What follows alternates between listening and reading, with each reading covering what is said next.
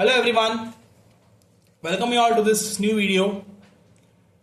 So in this video we are continuing with the model paper solutions itself. That is previously I have done in camera the videos related to model paper 1, right? In that I have discussed some problems.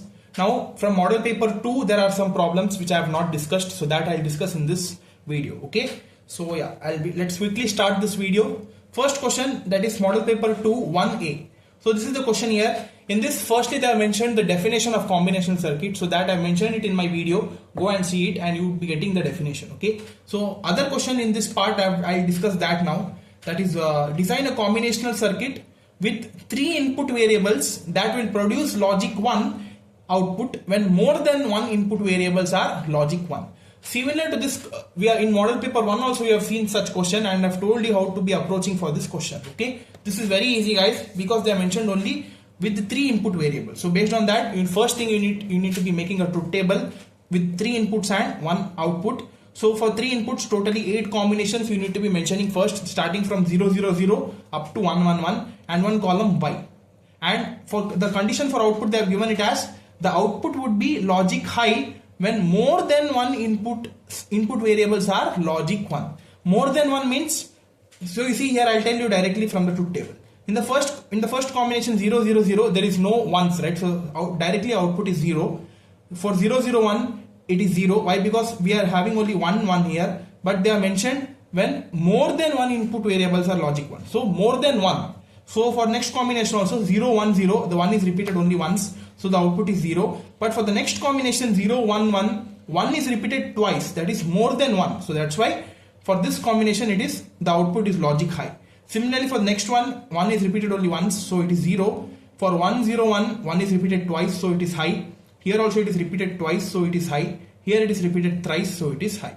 So where and all the logics are high, based on that you build a logic circuit and do it. Okay, first just to solve this expression here by writing the output expression based on for which combination it is high. First thing is, for the first combination it is 0 1 1. 0 1 1, in terms of variables you could be writing it as A dash B C, right? So A dash B C plus next combination is 1 0 1, that is A B dash C. A B dash C plus A B C dash plus A B C. So that I've written it here, and here I've just solved it here. So you see here in these two terms C is common and A dash B plus A B dash I've taken it. Here also AB is common in these two terms, C plus C dash I have taken outside. Okay, so here C dash plus C, we know that according to Boolean algebra it is equal to 1, so we are left with only AB here, and we know that A dash B plus AB dash corresponds to XOR gate, so that's why I have written it as C into A XOR B plus AB. Okay, so yeah, this is the expression you have got after simplifying. Now based on that you draw the logic circuit, because they have told us to develop a combinational logic circuit, right? So in the same way I have done it. 3 inputs A B C. First it is A XOR B connection. I have done it first from A and B inputs, and the output for that I have given it to AND gate. Why? Because these two terms are getting multiplied. Okay, and from C I have taken one input and given to AND gate. Similarly plus AB, right? So I have taken one OR gate. This output I have given it here as the input of one input, and the second input would be the multiplication of A and B. So that's why I have given this to an AND gate first, and then I have given this to an OR gate. Based on that the logic circuit is built here. So hope this is clear. So yeah, please note it down. Question number 1A. Now let's get to next question 1B. That is, convert the following Boolean expression into canonical minterm and maxterm form in terms of decimal format. Okay, so they have mentioned you in terms of decimal format, both canonical, minterm and maxterm. This is very easy guys, nothing much to do. So you see here, they have given the expression R is equal to f of A comma B comma C. It is a 3 variable expression. So the expression is A plus B into A plus C plus BC. First do the multiplication, that is split it here, A plus AB plus BC plus BC. First you need to be solving this whether this could be further reduced. You check that first. So you see here BC plus BC, it is there. So we know from the Boolean algebra that is x plus x is equal to x itself. So instead of twice, only once if you write, it is well and good. Okay. After that, this format you need to be checking whether it is of sum of product or product of sum, so that you could be representing canonically, right? So this is sum of products, right?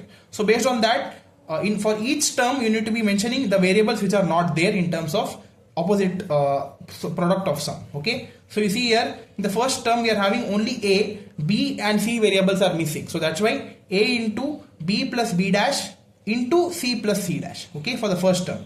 For the second term, c variable is missing, so ab into c plus c dash.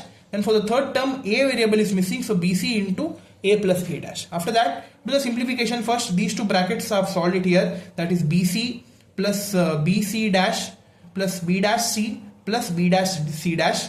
And here I've written direct multiplication, that is abc plus abc dash plus here also abc plus a dash bc. Okay, so I'm writing all of them in abc only because it won't be confusing you guys. Okay, so that's why.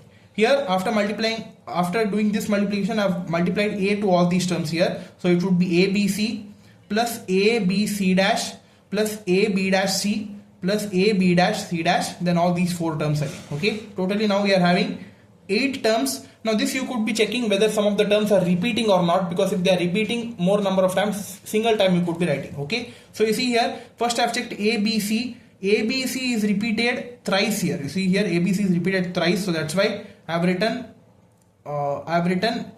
cutted this ABC and I've written only once here. Okay, then after that next term ABC dash. ABC dash is repeated twice, so that's why I've written the second term ABC dash once. Then we are having AB dash C, that is repeated only once. Then A dash BC, that is again repeated only once. Then AB dash C dash. So totally after simplifying we are getting only 5 terms. Now write it in the form of proper order from lower to higher number based on the binary equivalent. That is, first expression would be A dash BC, that is 0 1 1. Then we are having A B dash C dash, that is 1 0 0. Next is A B dash C 1 0 1. A B C dash 1 1 0. A B C 1 1 1. Okay, now for these terms write the decimal equivalent in terms of sum of min terms as well as product of max terms, because they have told you to represent using canonical min terms and max terms, right? So therefore R is equal to sigma m of all these 3 values, that is 0 1 1 is 3, 1 0 0 is 4, 1 0 1 is 5, this is 6 and 7. So in terms of min terms you could be writing it as R is equal to sigma m of 3 4 5 6 7. Same way I've told you how to be writing in product of max terms. You could be, don't need to solve it again. Whatever the sum of min terms you have got, right, which variables are not there here, those would be the product of max terms automatically. So here you see from 0 to 7, 3, 4, 5, 6, 7 are there, 0, 1, 2 are not there. So that's why directly R is equal to pi m, that is product of max terms of 0, 1, 2. Okay. Hope this is clear how it is written. Please note it down. Next question is 1C. Find all the EPIs, that is essential prime implicants, for the following functions using K-map method. Okay, so this is I guess these kind of problems are not solved it, but it's very easy. I'll tell you how. Okay, first they have given 2 of the sub questions here. First question is m is equal to function of ABCD sigma 1 5 7 8 9 10 11 13 15. First thing is draw the K-map and do this necessary fill the necessary blocks as mentioned here from the K-map rules. Okay, it is a 4 variable K-map A, B, C, D, and do these connections, mention all the min-term values in the map, and based on that, whatever are mentioned, you put the ones there. Okay, after that you do the maximum number of groups starting from maximum value, that is group of 4. This one group of 4 is possible here one group of 4 is possible, and here this one is remaining, so it could be combined with using this one. Okay, so totally we would be getting 2 groups of 4 and 1 group of 2. After that, they have told you to find the essential prime implicants. Okay, how you need to be finding that, I'll tell you. Here you need to be checking those terms which are not forming a group with other terms. So those terms are called as EPIs. So you see here, the EPIs for this particular problem is 1, cell number 1, 7, 8 and 10 are the essential prime implicants. Okay, why? Because so you see here 5 is in 5 this 1 is there, right, is forming a group with 2 other groups, right? So this one is available in group of 4 as well as group of 2. So, okay, so this would be automatically getting cancelled as the essential prime implicate. Now left out terms are this one, this one, this one and this one. Here these 4 ones cannot be essential prime implicants. Why? Because here if there is no rule that this can be a group of 4, because these ones are already available in some other groups, right? All the 4 ones, but we can be forming a group of 4, right? So that's why we can these 4 ones are kept near to each other, and it can be formed as a group of 4. So that's why I mentioned it as a dotted line here. So that's why it can be formed as a group of 4 if it is not a part of these 2 groups. So that's why these 4 ones also cannot be the essential prime implicants. Okay, so automatically 5, 13, 15, 9, 11 would be eliminated. Now the left out ones are 8, 1, 7 and 10. Okay, so you see here this one, this one, this one and this one cannot be formed in any groups. It would be repeated only once in one particular group. So this one is repeated only in this group, this one is repeated only in this group, this one can be repeated only this group of 4. Okay, so like this we could be finding the essential prime implicants. Okay, hope it is clear. So based on that, for the second problem also do the same thing. Here they have given the group of product of max terms, that is pi of 0, 2, 3, 8, 9, 10, 12, 14. So I've told you need to be making group of zeros. So make the necessary k-maps here, draw the do the initial values, put it and mention all the groups of 0 and mention all the group of 0 initially first. That is a group of 4 is not possible. So this is one group, this is one group, this is one group, this is one group and this is one single group. Okay, totally there are 4 groups of 2 and 1 individual group. But for min terms we are having only, so the for EPIs we are having only 2 EPIs, that is cell number 3 and cell number 9. Okay, so now you would be asking me why 12, 14, 10, 2 and 0 cannot be the EPIs. Why? Because this can be formed in other groups, right? So you see here this 0 can be grouped like this. Okay, so that's why this gets eliminated. This 0 also can be grouped like this. So these 2 zeros gets eliminated. This 0 can be grouped in this group of 4 here. So that's why this 0 and this 0 gets eliminated. Okay, so the remaining terms which cannot be formed in any other group, that is cell number 9 and cell number 3. So these are the terms of essential prime implicants. Okay, hope this is clear. Please note it down. This is question number 1C. Next we'll get to the next question 2A. Okay, 2A, simplify the function using k-map. For this expression given here, y of f of a, b, c, d, and they have given product of max terms 0, 1, 4, 5, 8, 9, 11 plus d of 2, 10. So this is the exceptional case. I've told you the it could be any values, either 0 or 1. Okay, it is the predicted values. For that, if they mention like this, you should be putting a cross mark here in place of that box. Okay, so the boxes mentioned here are 2 and 10, right? 2 and 10 are mentioned. So here in 2 you make it put a cross mark here, and in 10 you put a cross mark here. Okay, they can be formed in any groups, but 2 consecutive x's cannot be formed in one particular group. Okay, so based those things you need to be keeping in mind and making groups here. Okay, while mentioning the values you could be mentioning all of them, but here in place of d you need to be putting x here. Okay, x or dash, it is one and the same. Yeah, now here based on that try to form groups here. This one group of 4 can be possible, and this x is corresponding with these 3 zeros, right? So that's why if you combine it together, this x also could be a part of this group. So that's why this also would be a group of 4, but this x we can be grouping. This grouping pattern is possible, but I've told you for 2 consecutive x values the grouping is not possible. So that's why this x is not in the part of group and it is not considered at all. Okay, so we are having only 2 groups. This is not even an individual group also. So yeah, this cannot be a group at all. So that's why these 2 are the group of 4s here. So group 1 is of 0, 1, 4, 5. So the common terms in the row in these 2 parts, the common terms are c dash, and in these 2 the common term is a dash. So the answer is a dash, c dash for this group, and for here all these 4 terms would be cancelling each other and we are left with a b dash. So the answer is a dash, c dash plus a b dash. Okay, so this was the answer for 2A. So this one question, this is there in both the model papers, that is you need to be writing the Verilog structural description of a 3-bit ripple carry adder using full adders. Okay, so using full adders, because we know that ripple carry adders are built using full adders. So this one question is there in both the model papers, that is in model paper 1 I guess it is 9B and in model paper 2 it is 10B, I guess. Okay, so this is the answer for that. First thing is structural description, they have asked it. So I've already told you in my video how the structural description syntax is mentioned. It is the easiest one of all.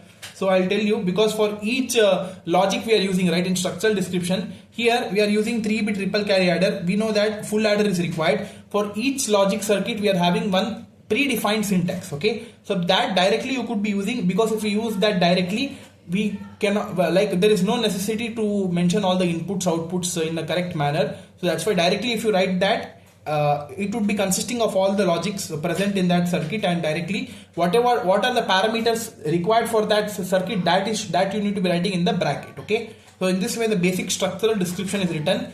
Now for 3-bit ripple carry adder, we know that they have mentioned it as 3-bit. So initially, if you want, this is not required, but still if you want to look the answer as lengthy, because if you write only the code, it would be half page, right? So it is better if you draw the circuit diagram of a 3-bit ripple carry adder. So for ripple carry adders, we require 3 full adders. So 3 full adders are mentioned here. Since it is 3 bits, so 3 full adders. We need to be starting from right side, right to left here. Okay. For first, we know that for full adder we require 3 inputs, that is A0, B0, and 1 carry input, and we require 2 outputs, sum and carry, C out, right? As first initial value of full adder is S0, that is the first sum, and the carry, that is C0 for the first full adder, is given as the input for the next stage full adder, right? So this C out here, based on the ripple carry adder rules, this is given as the input for the next stage full adder. So now A1, B1, and this is the input from the previous stage, and now we are getting one new sum, and the carry would be given to the next input, and it goes on. Okay, like this the basic structure is built. Now for this you need to be mentioning the Verilog structural description code here. Okay, so this is that code here. You see here, starting from as it is module, and assign one name, any name you assign it, it's of your choice. I've given it as RIP2. Okay, so RIP, I'll make it as RIP3 because it is 3-bit ripple carry, right? So module RIP3, then all the port values, that is sum, carry, A, B, C, and all the inputs and outputs. Okay, assign input and output. So we know that input are 3 bits, right? So that's why input 2 down to 0 A, input 2 down to 0 B, input C in, carry in is one bit, it is not 3 bit. Okay, yeah, so that's why directly I've written input 2 down to 0 C in. Output sum is again 3 bit, sum is 3 bit, right? We are having S0, S1, S2, right? So that's why output is 2 down to 0 S. Then C out, that is carry out, is again 1 bit, so that's why output C out. Then wire, all the outputs, initial outputs are C1, C2, C out, right? So that you mention it in wire in order to be storing in the test bench. Then the structural description logic, as I've told you, that is 3 statements are required. First, for first full adder, FA M1, for second full adder, FA M2, for third full adder, FA M3. Okay, in FA M1, what and all are there in this one, you write it, that is S of 0. S of 0 corresponds to S0.